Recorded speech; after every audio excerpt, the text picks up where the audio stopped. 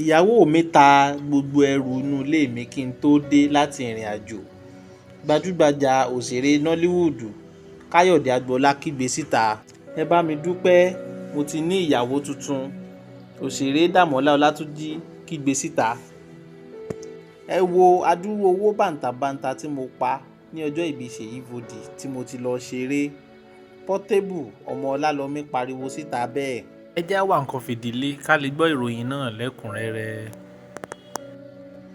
Gbajúgbajà òṣèré Nollywood tí a mọ̀ sí Káyọ̀dé Agboola kígbe síta bí ìyàwó rẹ̀ bó ṣe ta gbogbo ẹrù rẹ̀ kó tó dé láti ìrìn àjò. Ó tú àṣírí bí ó ṣe lọ ọdún 6 ní ìrìn àjò nítorí àìsí owó lọ́wọ́ rẹ̀. Ní àfikún, ó ṣe àlàyé bí ìyàwó rẹ̀ ṣe ta gbogbo ohun ìní rẹ̀ ọkọ mìíràn kí ó tó dé láti ìrìn àjò.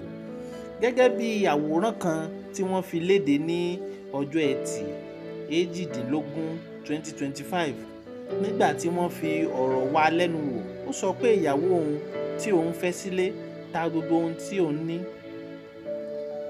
tí ó sì wà nínú ilé rẹ̀ kí ó tó padà dé láti ìrìn àjò. Gẹ́gẹ́ bí Agboola ṣe sọ, ó ní mo lọ sí ìrìn àjò fún ọdún 6. Mo fi ìyàwó àti ọmọ mi sílẹ̀. Mo ní gbólóhùn asọ̀ kan pẹ̀lú mákẹ́tà tí ó máa ń fún mi ní owó láti fi gbé sinimá jáde.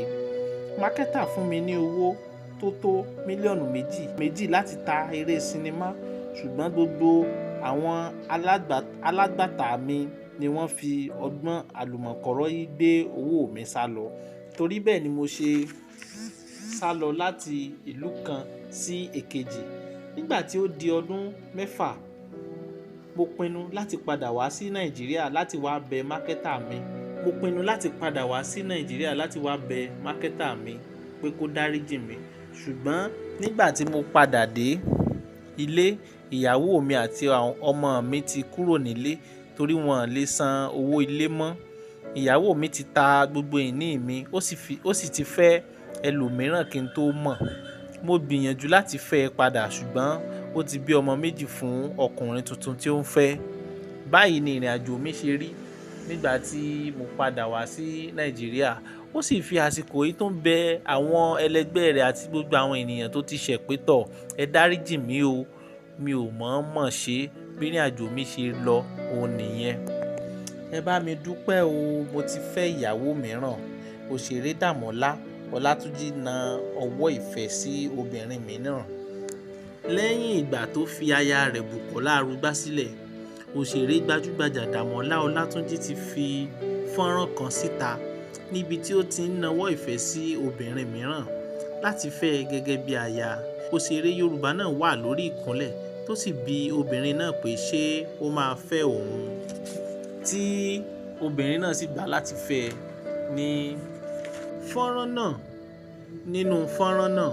Gbogbo àwọn fáǹsì rẹ̀ sì bẹ̀rẹ̀ sí ní kí i ní mẹ́sàn-án mẹ́wàá pé ọkùnrin takuntakun ni. Ẹ má gbàgbé, ní December ọdún tó lọ yìí 2024, bàbá àbèjì dá wàhálà sílẹ̀ nígbà tí ó sọ fún gbogbo ayé pé òun àti ìyàwó òun Bùkọ́lá Arúgbá kò jọ sí mọ́, pé kí àlàáfíà kó lè wà láàrin àwọn méjèèjì, àwọn ti ya ara àwọn. Ó sọ pé òun àti Bùkọ́lá kò fi ìgbà kankan ṣe ìgbéyàwó alárédè pẹ̀lú ara àwọn. Ẹ wo adúrú owó bàǹtàbanta tí mo pa ní ọjọ́ ìbí Ṣèyí Vódì tí mo lọ ti ṣeré. Portable ló máa pariwo síta bẹ́ẹ̀. Gbajúgbajà olórin Portable tí à ń pè ní Habib Òkìkíọlá ti fi léde, ó ti fi hàn àwọn ènìyàn rẹ̀ lórí ẹ̀rọ ayélujára adúrú owó tó pa nígbà tí ó lọ ṣeré ní ọjọ́ ìbí Ṣèyí Vódì 50th birthday tí wọ́n ṣe ní Abuja Conference Center. Gbogbo àwọn gbajúmọ̀ òṣèré àti àwọn olórin bíi Two-Face, Natasha, Fúnkẹ́ Akíndélé, Ẹniọlá Badmus, Ẹni Ẹdó, Ayọ̀ Mákùn àti Portable fúnra ẹ̀ pẹ̀lú àwọn àgbààgbà òṣèré ni wọ́n kóra jọ síbẹ̀ láti ṣe àjọyọ̀ ọjọ́ ìbí Ṣèyí Vódì ní Àbújá ní ọjọ́ àbámẹ́ta tí ó kọjá yìí.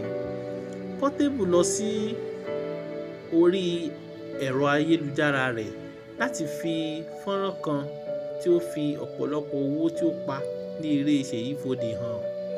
Ó sì ti kọ orin tuntun fún Ṣèyí Fòdè àti ọmọ pírẹsidẹ́ǹtì Ṣèyí Tinubu tó pàdé ní ọ̀dọ̀ Ṣèyí Fòdè nígbà tó lọ ṣeré pé ó ti kọ orin tuntun fún wọn.